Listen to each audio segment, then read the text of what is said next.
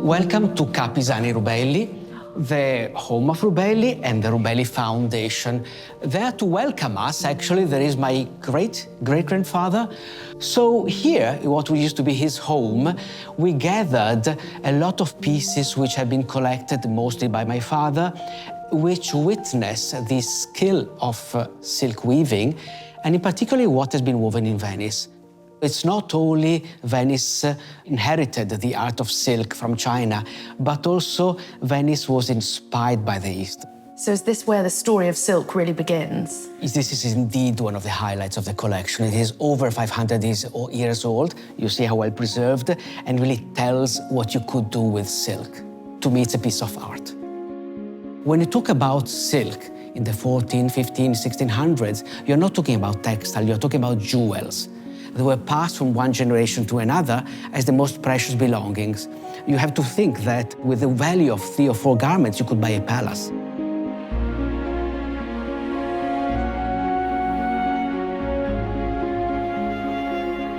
Venice is said to be the most western of the eastern city because its beauty really takes origin from the art and aesthetics from the East.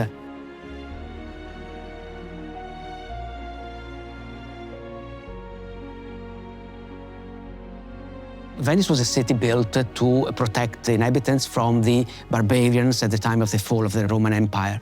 And it could have remained a village of fishermen. There's not much else to do around here.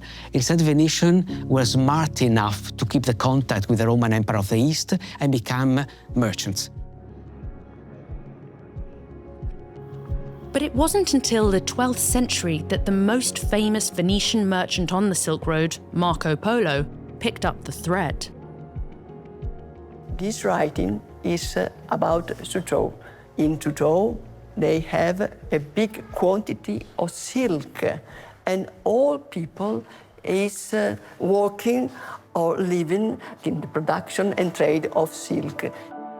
Marco Polo returned from China in 1295, and his tales are credited with boosting the fascination for luxury goods from the East.